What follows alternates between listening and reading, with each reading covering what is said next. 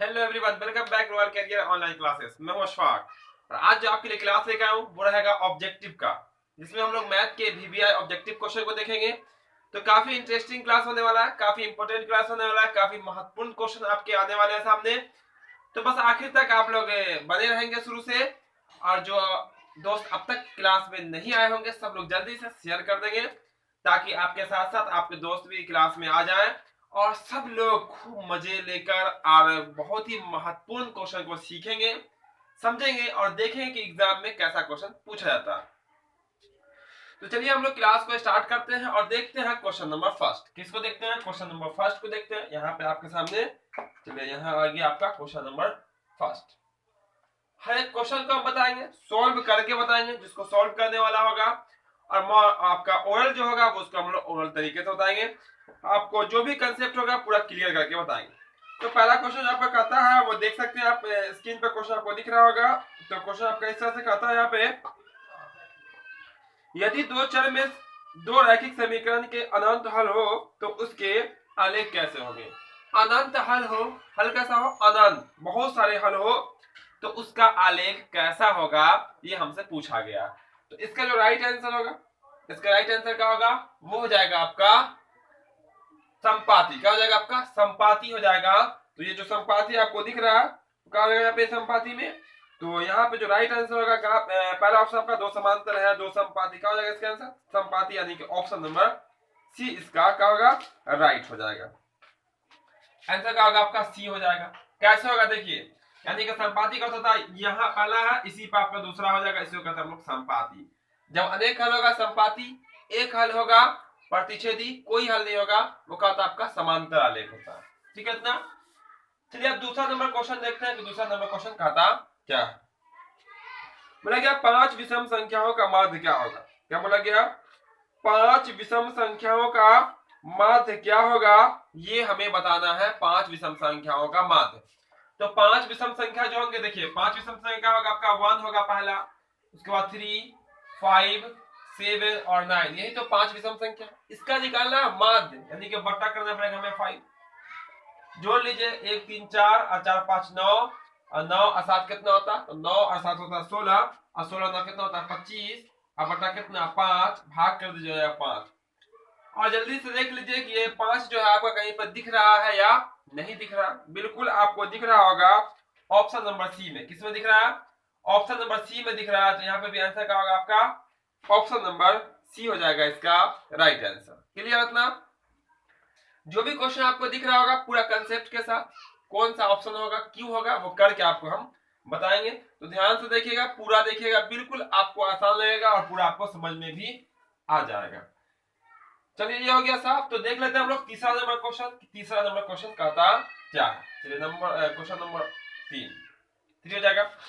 3 में बोला गया यहाँ पे, यदि एक अर्धवृत्त का परिमाप जो है 72 सेंटीमीटर, अर्धवृत्त का परिमाप कितना? 72 सेंटीमीटर। तो बोला गया इसकी त्रिज्या क्या होगी। देखिएगा ध्यान से, अर्धवृत्त का जो परिमाप दिया हुआ है, अर्धवृत्त का जो परिमाप है, ये आपका कितना है? परिमाप कितना आपका? 72 सेंटीमीटर। अर्धवृत्त के परिमाप में फॉर्मूला होता है, वो होता है r इंटू पाई प्लस 2। क्या होता है? r into pi plus 2। किसका होता है फॉर्मूला? अर्धवृत्त के परिमाप का होता है फॉर्मूला। ये कितना आपका? 72 है। अब देखिए r इंटू पाई प्लस 2 का जब सॉल्व कीजिएगा तो पाई का वैल्यू होता है 22/7। कितना होता है? 22/7। और उसमें जब दो को जोड़िएगा तो आपका 36/7 निकल जाएगा। कितना? 36/7। ये हो जाएगा आपका कितना? 72। ठीक है ना। अब देखिएगा यहाँ पे, तो ये आपका उस पर ले चलिए इसको, तो r बराबर हो जाएगा ये 72 गुना में हो जाएगा 7 बटा कितना? 36। क्योंकि ये जाएगा गुना में, इधर गुना में, उस पर हो जाएगा भाग में। भाग को जब गुना बदलेंगे तो पलट जाएगा। 36 गुना 72, 7 गुना 14 सेंटीमीटर। अब देखिएगा त्रिज्या आपको 14 सेंटीमीटर है कहीं पे? बिल्कुल दिख रहा है ऑप्शन नंबर ए में। किसमें दिख रहा है? ऑप्शन नंबर ए में दिख रहा है। यही इसका क्या होगा? राइट आंसर हो जाएगा। बिल्कुल आसान, बहुत ही इजी क्वेश्चन है और ऐसे ही क्वेश्चन एग्जाम में पूछे जाते हैं। ठीक है, तो ध्यान से देखिएगा, बहुत मजा आएगा। बहुत ही कंसेप्ट के साथ आपको बताएंगे यहाँ पे। तो पूरा बने रहेंगे क्लास में सब स्टूडेंट और आंसर बताते रहेंगे। आप लोग भी रफ पेज रखेंगे, एक पेन रखेंगे और उसके बाद आप आंसर सबका बताएंगे कि किसका आंसर क्या होने वाला है। तो हम लोग देखते हैं आपको क्वेश्चन नंबर 4 को, कि क्वेश्चन नंबर 4 आपका कहता क्या है। तो यहाँ पर देखिए क्वेश्चन नंबर 4 क्या कहता। तो 4 में आपको दिख रहा होगा, क्वेश्चन 4 में कहा गया cos 90 माइनस ए क्या होता, यानी कि cos 90 माइनस ए क्या होता। तो ये फॉर्मूला है, cos 90 माइनस थीटा क्या होता आपका sin थीटा। थीटा के यहाँ पे क्या आपका ए है, यानी कि ये जो दिख रहा है आपका राइट आंसर हो जाएगा। cos 90 माइनस ए इक्वल में होता है आपका sin ए, जो कि आपको दिख रहा होगा क्वेश्चन नंबर 4 में। साइन जो दिख रहा होगा वो ऑप्शन नंबर बी में दिख रहा होगा। बी इसका राइट आंसर हो जाएगा। Option number B question number 4 का हो जाएगा। चलिए इतना क्लियर है, चारों क्वेश्चन क्लियर होंगे। बहुत इजी है ना, बहुत इजी है, आसानी से आपका क्लियर भी हो गया होगा। अब देखते हैं क्वेश्चन नंबर कितना आपका 5 को देखते हैं कि 5 में क्वेश्चन क्या कहता है। 5 नंबर क्वेश्चन भी आपको दिख रहा होगा। चलिए इसको कर देते हैं यहाँ से साफ और देख लेते हैं क्वेश्चन नंबर 5। क्वेश्चन नंबर 5 के लिए क्या दिया हुआ है तो देखिएगा। तो यहाँ पे वृत्त का क्षेत्रफल मालूम है कितना 38.5। वृत्त का जो क्षेत्रफल है वह मालूम है 38.5। बोला गया वृत्त का क्षेत्रफल त्रिज्या निकालिए। क्या निकाले, वृत्त की त्रिज्या क्या होगी। तो वृत्त का पाई आर स्क्वायर इसका फॉर्मूला होता, तो 38/5 ये हो जाएगा, ठीक है ना। तो आर स्क्वायर बराबर हो जाएगा 38.5 और पाई का वैल्यू 22/7, इधर हो जाएगा 7 बटा कितना, क्योंकि 22/7 इधर गुना में होगा, उस पर करेंगे भाग में हो जाएगा। अब क्या कीजिएगा, देखिए यहाँ पे आर स्क्वायर है, 38.5 को 7 से गुना कर लीजिए। 38.5 को 7 से गुना कीजिएगा तो 26 यानी 269 में आएगा आपका 2, ठीक है ना। सॉरी 5 आएगा, 7 5 35 गुना कर दिए किसको 38.5 को 7 से गुना कर दिए। अब बट्टा में कितना है 22 है, तो 22 है। आर स्क्वायर बराबर जैसे ही 22 से आप भाग कर दीजिएगा तो 1225 यानी कि यहाँ पर दशमलव आ जाएगा, 12.25 आ जाएगा। जब भाग कीजिएगा तो यहाँ स्क्वायर है तो इस पर डाल दीजिए रूट, तो आपका हो जाएगा 12 इतना, यानी कि 1225 का वर्गमूल होता है 35 दशमलव यहाँ पे आ जाएगा इतना सेंटीमीटर। अब देख सकते हैं कि जो 3.5 है वो कहीं पे है या नहीं है, बिल्कुल आपको दिख जाएगा ऑप्शन नंबर बी में। किसमें दिख जाएगा आपका 5 नंबर क्वेश्चन था, ऑप्शन नंबर बी में दिख जाएगा 3.5, यही इसका राइट आंसर हो जाएगा। क्लियर इतना। क्षेत्रफल दिया हुआ, क्षेत्रफल का फॉर्मूला लिखे 7/22 कैसे हो गया, यहाँ पे होगा 22/7, उस पार करेंगे तो पलट जाएगा, गुना में हो जाएगा 7/22। आप उसके बाद गुना करके भाग कर दिए, वर्गमूल कर देंगे, आपका आंसर हो जाएगा। तो पांचों क्वेश्चन क्लियर होगा, बहुत ही इजी है क्वेश्चन। हर एक क्वेश्चन को हम यहाँ पे पूरा कंसेप्ट के साथ बताएंगे, ताकि जिसको मैथ थोड़ा सा भी बुझने नहीं आता, समझने नहीं आता, उसको भी समझ में आएगा, आप वो भी तैयारी कर सकते हैं। जो कमजोर स्टूडेंट होंगे कोई घबराने की बात नहीं है कि मैथ हमको समझ में नहीं आता, बस उसी के लिए तो क्लास हो रहा है। तेज स्टूडेंट तो घूम रहे हैं, है ना। चलिए यहाँ पे 6 नंबर क्वेश्चन को देखते हैं। 6 नंबर क्वेश्चन कहता क्या है, यहाँ पे देखिए 6 नंबर क्वेश्चन आपका देखिएगा तो cos 1 degree into cos 2 degree into cos 3 degree cos 4 cos 5 इस तरह से बढ़ता जाएगा। अब cos 90 डिग्री कितना डिग्री cos 90 डिग्री, इसका वैल्यू क्या होगा। थोड़ा सा यहाँ देखिएगा माइंड कैसे करेंगे। cos 1 है आपका, cos 2 नहीं मालूम है सबका, cos 1 डिग्री का मान मालूम है नहीं मालूम है, कुछ भी मान हो सकता है इसका, लेकिन cos 90 का मान मालूम है कितना होता है जीरो। कितना होता है cos 90 का वैल्यू कितना होता है 0 होता है ना। तो जब cos 90 का मान 0 होगा, बाकी सब गुना में है, तो सबको क्या बना देगा, सबको बना देगा 0। आंसर क्या हो जाएगा आपका पहला ही ऑप्शन नंबर ए इसका राइट हो जाएगा। समझ में आ गया 0 कैसे हो जाएगा। उस cos 90 के कारण cos 90 का वैल्यू 0 और सब इनटू में है, बहुत 100 अंक लिखिए और आखिर में गुना में लगा दीजिए 0, टोटल क्या बन जाएगा आपका 0 हो जाएगा। 0 में वो पावर है, वो क्षमता। चलिए क्वेश्चन नंबर 7 देखते हैं। क्वेश्चन नंबर 7 कहता क्या, बोला गया किसी शंकु की त्रिज्या और ऊंचाई r और h है तो उसका आयतन क्या होगा। शंकु की त्रिज्या r और ऊंचाई h है तो उसका क्या बोला गया आयतन क्या होगा। तो शंकु के आयतन का जो फॉर्मूला होता है वो क्या होता 1/3 क्या होता 1/3 3 पाई आर स्क्वायर एच, यानी कि त्रिज्या का स्क्वायर और एच। अगर त्रिज्या का है बड़ा आर तो बड़ा आर होगा। ठीक है, क्लियर है इतना? तो ये आपका फॉर्मूला होता है। अब देखिए ढूंढिए ये किसमें दिख रहा है आपको, जल्दी से देखिए। तो ऑप्शन आपको दिख रहा होगा 1/3 पाई आर स्क्वायर एच किसमें है, तो ऑप्शन नंबर आपका 3 में दिख रहा होगा, सी में। ऑप्शन नंबर सी इसका क्या हो जाएगा, राइट आंसर हो जाएगा 1/3 पाई आर स्क्वायर एच। वैसे तो आपको 1/2 भी दिख रहा है ऑप्शन में, 4/3 भी दिख रहा है आपको, और पाई आर स्क्वायर एच भी दिख रहा है, वो बेलन का आयतन होता है ना। तो ध्यान से क्लियर आप समझिएगा यहाँ पे, और बहुत ही हिसाब से आंसर दीजिएगा। चलिए अब देखते हैं हम 8वां नंबर क्वेश्चन। क्या क्वेश्चन देखेंगे, 8वां नंबर क्वेश्चन देखेंगे कि 8वां नंबर क्वेश्चन कहता क्या है।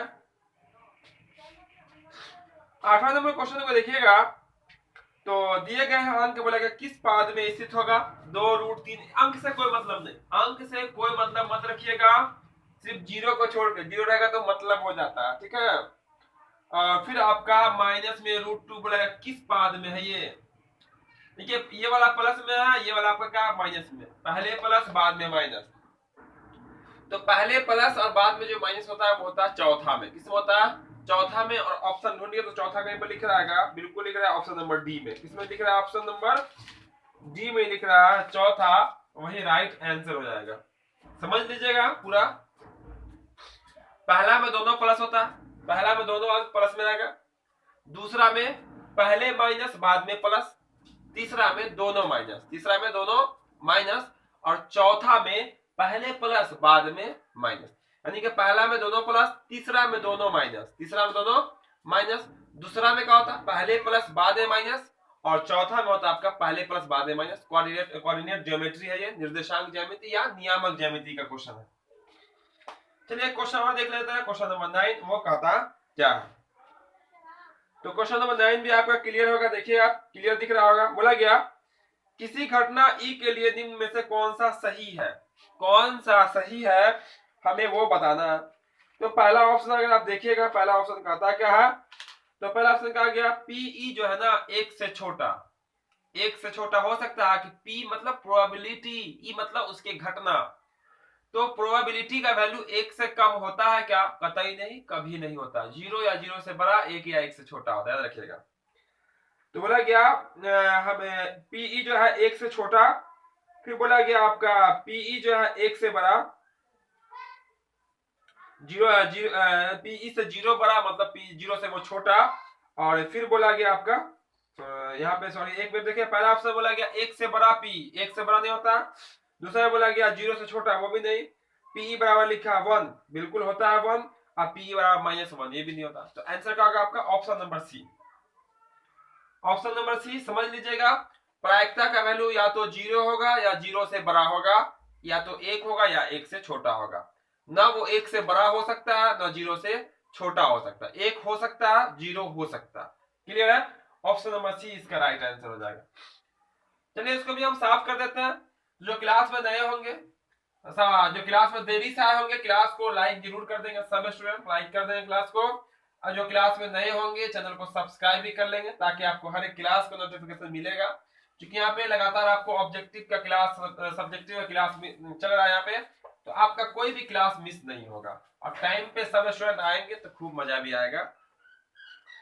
अब जो होगा वो होगा आपका क्वेश्चन नंबर 10। कितना होगा, क्वेश्चन नंबर हो जाएगा आपका 10 नंबर क्वेश्चन का था क्या। देखिए 10 नंबर क्वेश्चन में कहता है किसी द्विघात बहुपद के शून्यकों का योग -3 है। योग है -3, गुणनफल है 2। योग कितना है, -3, गुणनफल है 2। देखिएगा यहाँ पे योग अल्फा प्लस बीटा है -3, अल्फा इंटू बीटा है आपका 2। योग है, योग बोलेगा तो यहाँ पे यानी कि दोनों शून्यकों का जोड़, गुणनफल ये बोला गया। बहुपद क्या होगा, बहुपद का फॉर्मूला होता x square minus alpha plus beta into x plus alpha into beta. देखिए ये आपको समझाने के लिए बता रहे हैं, ताकि जो स्टूडेंट कुछ भी नहीं जानते हैं उसको ये भी नहीं मालूम कि द्विघात बहुपद का फॉर्मूला होता है, वो भी सीख ले। वरना हम तो आंसर ऐसे ही कर देते हैं कि नहीं है। तो हम बहुत ही कंसेप्ट के साथ बता रहे हैं, ताकि आपको जिसको कुछ भी नहीं आता, जो पहली बार देख रहे हो कि कुछ सुनने की भी होता है, कुछ योग, वो भी समझ सकते हैं क्वेश्चन के हिसाब से। क्वेश्चन तो आपको दिख ही रहा है। मान डाल दीजिए एक्स स्क्वायर बराबर अल्फा प्लस बीटा कितना दिख रहा है आपको, -3। अब बोलिएगा डबल डबल माइनस, ये वाला माइनस फॉर्मूला का, ये वाला minus alpha plus beta into में क्या आपका x, इसको ऐसे घेर लेते हैं ब्रैकेट में, क्या अब प्लस अल्फा इंटू बीटा कितना आपका plus 2, x square minus minus plus 3x अब प्लस में 2, ये दिख रहा है कहीं पर देखे तो ऑप्शन देखिएगा आपको यही अंक दिखेगा, सिर्फ चिन्ह को अदल बदल कर देता है, तो ध्यान से देखिएगा ताकि क्लियर हो जाए। तो ऐसा जो ऑप्शन आपको दिख रहा है वो फर्स्ट में ही दिख रहा, तीनों प्लस दिख रहा है, तीनों प्लस बिल्कुल आपको दिख रहा होगा, तीनों plus, x square plus 3x plus 2, क्योंकि ये अंक को भी आगे पीछे करता है, यहाँ पे 2x कर देगा, आखिर में कर देगा 3, जैसे आपको ऑप्शन नंबर सेकंड में दिख रहा होगा, लेकिन माइनस 3 क्या, तो ध्यान से देखिएगा x square plus 3 plus 2 option number first में ही दिख रहा है, यही इसका क्या होगा राइट आंसर हो जाएगा। तो अब हम लोग देख लेते हैं किसको, क्वेश्चन नंबर 11 को देखते हैं, 11 नंबर क्वेश्चन को देखेंगे। तो ज्यादा क्वेश्चन यहाँ पे देखेंगे नहीं, क्योंकि जो भी क्वेश्चन होगा काफी बहुमूल्य, काफी आपका महत्वपूर्ण क्वेश्चन है, तो बस आप लोग ध्यान से यहाँ एक्टिव रहेंगे और आंसर कमेंट में बताते रहेंगे, सब स्टूडेंट सॉल्व करेंगे, जो सॉल्व करने वाला होगा रफ करेंगे और आंसर बताएंगे। आपका क्वेश्चन है साइन थीटा इक्वल में कॉस थीटा, क्या बोला गया, साइन थीटा इक्वल में कॉस थीटा, तो थीटा बराबर क्या, तो थीटा बराबर 45, आंसर क्या होगा आपका 45, क्योंकि देखिएगा 45 मान वाले में 45 पर इक्वल होता है, साइन कॉस के इक्वल होता, टेन कॉट के इक्वल होता, और कॉसेक जो है वो सेक के इक्वल होता कि नहीं होता 45 में। ये आपका साइन 45 डिग्री का मान 1/√2 होता, कॉस 45 भी कितना होता 1/√2, तो जब दोनों इक्वल होगा मतलब थीटा वैल्यू कितना 45 होगा। ढूंढ लीजिएगा नंबर ऑफ क्वेश्चन में आपका 45 कहां दिख रहा है, तो ज्यादा आगे बढ़ने की जरूरत है नहीं, आपको फर्स्ट में ही दिख जाएगा ऑप्शन नंबर ए में 45। अगर इसको 0 मानिएगा तो साइन 0 का वैल्यू 0 होता है, लेकिन कॉस 0 का वैल्यू 1 हो जाता है, बराबर आपका होगा नहीं, सिर्फ 45 में ही बराबर होता है। अब देखते हैं क्वेश्चन नंबर 12 को, बहुत इजी क्वेश्चन है, फार्मूला है आपका साइन स्क्वायर थीटा प्लस में कॉस स्क्वायर थीटा, तो ये फार्मूला होता है 1, कितना होता है आपका 1 होता है, तो 12 नंबर क्वेश्चन का आंसर होगा 1, यानी कि अब देखना पड़ेगा कि वो है किस ऑप्शन में, ए में, बी में, सी में और डी में, तो ये भी आपको दिख रहा है ऑप्शन नंबर 1 में, तो यही पर क्या करेंगे, इसका हम राइट आंसर कर लेंगे। क्लियर इतना, sine square cos square plus में होता है, बाकी जो स्क्वायर वाले फॉर्मूले होते हैं वो सब माइनस में होता है, सेक स्क्वायर माइनस में टेन स्क्वायर होता है, और उसके बाद कॉसेक स्क्वायर माइनस में कॉट स्क्वायर होता है 1, इनटू में ही फॉर्मूला होता है, साइन इनटू में कॉसेक होता, कॉस इनटू में सेक होता है, और टेन इनटू में कॉट होता है, तब होता है आपका 1। चलिए आप देख लेते हैं क्वेश्चन नंबर 13, जिसमें बोला गया मध्य बिंदु निकालने के लिए, यानी कि नियामक ज्यामिति का क्वेश्चन है, बोला गया मध्य बिंदु निकालिए, तो मध्य बिंदु का फॉर्मूला तो आपको पता ही होगा, दोनों x वाले को जोड़ के 2 से भाग कर दीजिए, दोनों y वाले को जोड़ के 2 से भाग कर लीजिए।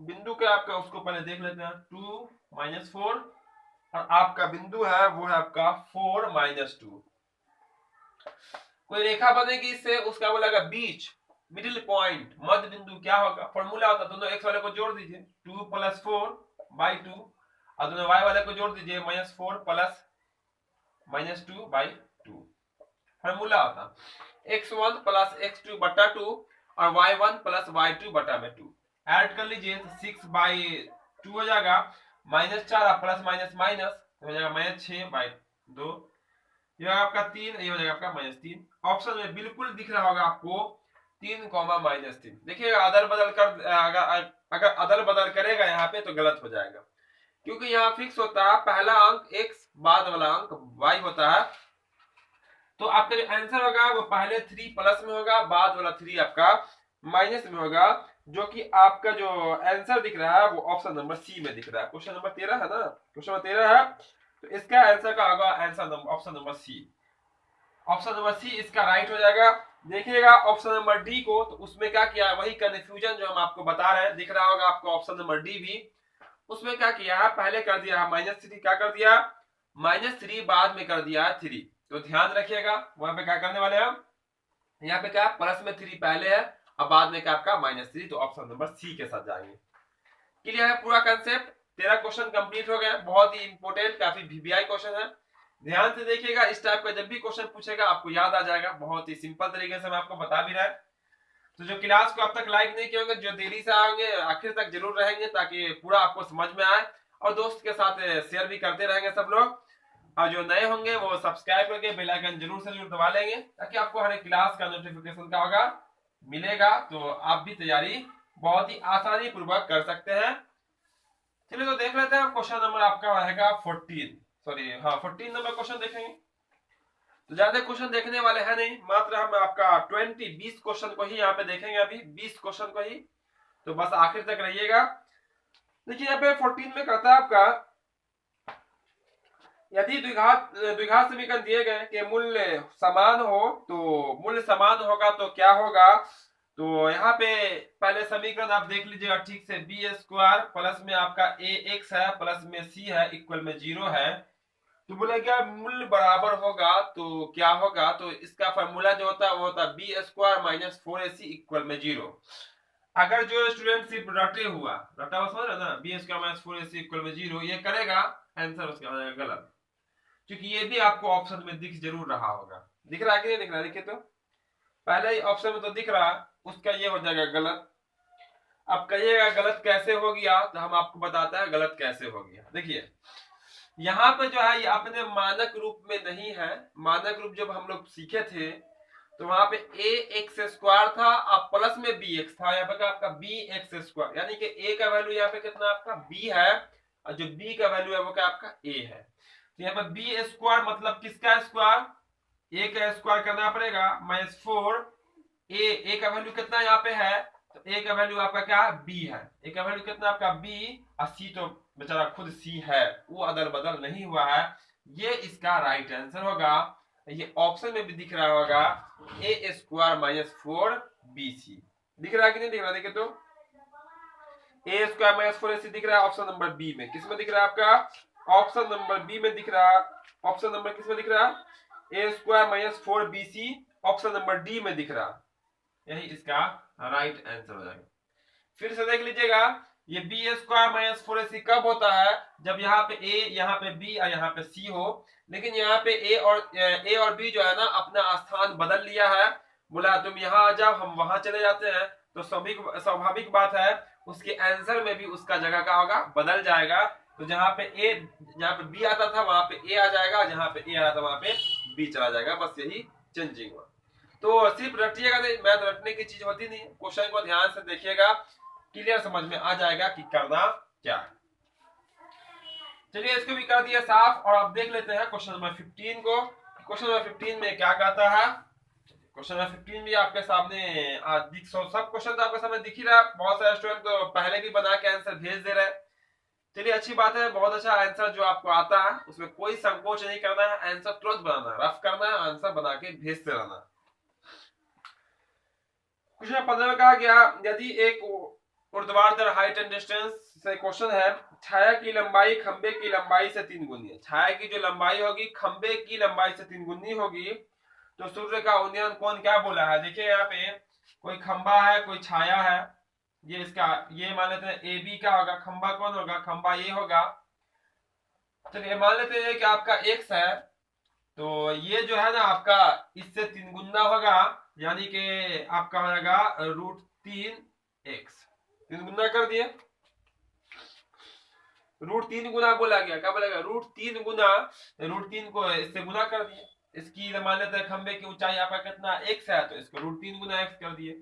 और यहाँ पे बोला गया कुछ कोण है, तो कोण क्या होगा, एंगल क्या होगा वही बताना। देखिएगा ध्यान से, कुछ भी मान सकते हैं, यहाँ पे h मानिएगा तो √3h देना पड़ेगा, जितना यहाँ मानिएगा उसको √3 से गुना करना पड़ेगा। छाया ये है, खंबा ये लंब या आधार किसका फॉर्मूला होता है, टेन का फॉर्मूला होता है, तो टेन थीटा, क्योंकि एंगल मालूम करना है, तो लंब एक से आधार कितना होगा आपका √3x, इससे कट के ऊपर में हो जाएगा 1। तो देखिए आंसर आ गया टेन थीटा बराबर कितना 1/√3। अब 1/√3 को 10 में क्या लिख सकते हैं, तो 10 30 लिख सकते हैं। तो देखिएगा टेन थीटा इक्वल कितना 10 30 डिग्री, 10 से 10 कैंसिल, थीटा इक्वल कितना 13 डिग्री है, तो आपका आंसर कितना आंसर आ जाएगा 30 डिग्री है ना, यानी कि 30 डिग्री इसका राइट आंसर हो जाएगा। जो खंबा होगी उससे √3 का होगा, उसका दुगुना छाया होगा, फॉर्मूला पे लगे √3 इसका, सॉरी ये आपका 1/√3 यानी कि 30 डिग्री निकल के आ गया इसका आंसर। अब देख लीजिए कि आपका 30 डिग्री कहाँ पे दिख रहा है, तो ऑप्शन नंबर ये बी में दिख रहा है। किस में दिख रहा है? ऑप्शन नंबर बी में दिख रहा है, और यही इसका क्या होगा, राइट आंसर हो जाएगा, है ना। तो राइट आंसर यहाँ पे कंप्लीट है। इसके बाद आगे भी और क्वेश्चन है, तो यहाँ पे देख लेते हैं अगला क्वेश्चन।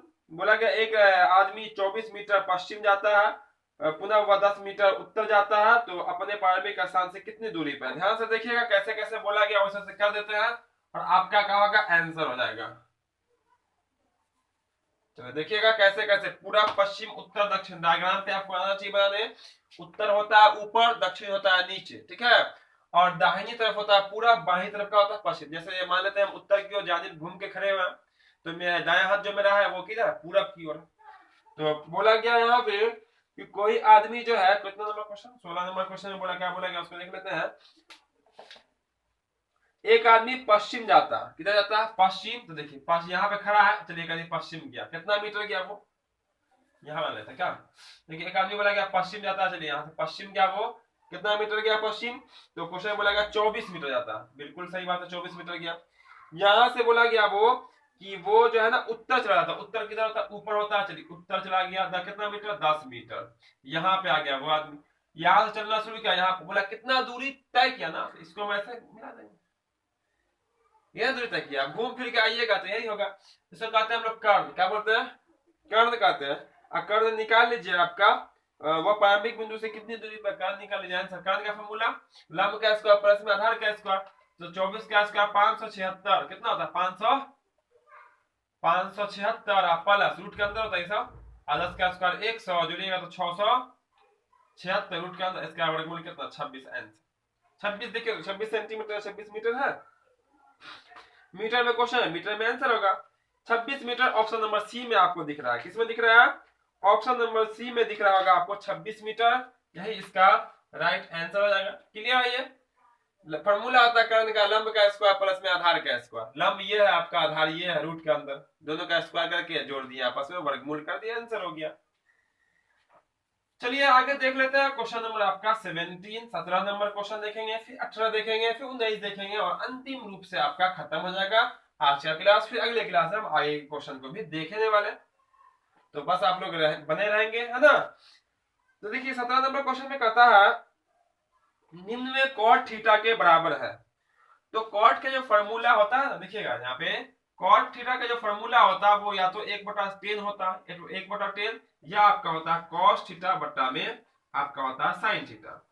अब बोला गया निम्न में कॉट के बराबर, इसके बराबर बोला गया कौन है, या तो ये ऑप्शन में होगा या तो ये होगा। अब ढूंढ लीजिए क्या है, तो आपको ये दिख रहा है, क्या दिख रहा है, ये 1/10 है नहीं, वैसे 1 वाला भी है देखिएगा ऑप्शन में, लेकिन आपको 1/10 नहीं दिखेगा, ये आपको दिख रहा है कॉस बट्टा साइन। तो कॉस बटा साइन जो दिख रहा है वो आपका ऑप्शन नंबर बी में दिख रहा है, कहां दिख रहा है, ऑप्शन नंबर बी में। अब पहला ऑप्शन जो आपका साइन बट्टा कॉस है वो होता है टेन का, किसका होता है, टेन का होता है, याद रखिएगा, ठीक है। तो ये कंप्लीट है, इसमें कोई सॉल्यूशन था नहीं, फॉर्मूला है आपका। उसका देख लेते हैं यहाँ पे क्वेश्चन नंबर 18 में क्या कहता है, फिर 19 भी हो जाएगा और आपका 20 भी हो जाएगा। चलिए यहाँ पे हम कर देते हैं 18 नंबर क्वेश्चन। तो 18 नंबर क्वेश्चन में बोला गया आपका कोई हल ना हो तो के बराबर क्या आएगा। तो देखिए समीकरण देख लीजिए, यहाँ पे के 1 से लिखा हुआ है, माइनस में 5y इक्वल में आपका 2 है, फिर में आपका दिया हुआ 6x plus 2y, 6x plus में 2y इक्वल में कितना है 7 है। बोला कोई हल नहीं, कोई हल नहीं तो के का मान क्या होगा, कोई हल नहीं का देखिए का फॉर्मेट होता है, a1 बटा a2 बराबर b1 बटा b2 बराबर नहीं c1 बटा c2, ये होता है कोई नहीं हल का। अनेक हल में तीनों बराबर, एक हल में पहला ही बराबर, मान डाल लीजिए a1 a2 कितना आपका 6, b1 -5, b2 कितना आपका 2, क्रॉस गुना कर लीजिए, तब 2 के इक्वल कितना होगा 6 पंचे 30, माइनस में 2 से काट लीजिए 15 बार में, तो के बराबर -15 नहीं होना चाहिए, जो आपका आंसर है। देखिए तो है कहीं पर ऑप्शन में के बराबर -15 बिल्कुल 18 नंबर में है, जो कि ऑप्शन नंबर डी में है, किसमें है, ऑप्शन नंबर डी में है, यही राइट आंसर हो जाएगा। तो अब बच गया क्वेश्चन नंबर आपके 19 और क्वेश्चन नंबर आपके 20। तो यहीं पे हम लोग देख लेते हैं क्वेश्चन नंबर 19 को भी और क्वेश्चन नंबर 20 को भी। तो क्वेश्चन नंबर 19 में आप कमेंट में बताएंगे सब स्टूडेंट कि वो जो क्वेश्चन बोला गया कि निम्न में कौन द्विघात समीकरण नहीं है, कौन द्विघात समीकरण नहीं है जो बोला गया वो आप बताएंगे। ऑप्शन नंबर डी इसका राइट आंसर होगा। तो देख लीजिएगा और हम आपको 20 नंबर बताते हैं कि 20 नंबर का आंसर क्या होगा। बोला गया यहाँ पे दो चर में एक घाती समीकरण के ग्राफ यदि प्रतिच्छेदी रेखाओं हो तो हलों की संख्या क्या होगी। देखिए जब भी आलेख ऐसे कट जाएगा तो उसके केवल कितने हल होते हैं, एक। सॉरी यहाँ पे एक हल लिखा गया तो लिख ही देते हैं, ऑप्शन भी लिख देंगे हम, ठीक है। केवल एक हल, जब आलेख कट जाएगा एक हल होता है। ऑप्शन देखिएगा सिर्फ एक हल, ऑप्शन नंबर ए में ही दिख रहा है केवल एक हल। बच गया आपके 19 नंबर क्वेश्चन। तो आप कमेंट में फटाफट सब लोग बताएंगे 19 का आंसर क्या होगा, कौन द्विघात समीकरण आपका नहीं है। बिल्कुल सिंपल है, थोड़ा सा दिमाग लगाइएगा तो आपका आंसर जो है निकल के आ जाएगा, जो कि दिख रहा है नीचे में। देखिएगा जैसे ही बटा का जोड़ कीजिएगा तो x4 हो जाएगा। तो बस आज के क्लास में इतना ही, ये थे आपके महत्वपूर्ण 20 क्वेश्चन। तो फिर हम लोग अगले क्लास में भी देखेंगे ऑब्जेक्टिव क्वेश्चन को, जो कि होगा काफी महत्वपूर्ण। और टेस्ट एग्जाम भी चल रहा है बिहार बोर्ड का भी, जो सेंट्रल एग्जाम के नाम से जाना जाता है, तो उसका भी हम क्वेश्चन आपको सॉल्व कराएंगे बहुत जल्द। तो हम अगले क्लास में मिलते हैं। तो जो क्लास को अब तक लाइक नहीं किए होंगे लाइक जरूर कर दीजिएगा, जो नए होंगे वो सब्सक्राइब करके बेल आइकन जरूर से जरूर दबा लेंगे। तो फिर मिलते हैं हम बहुत जल्द अगली क्लास में। जय हिंद, जय भारत।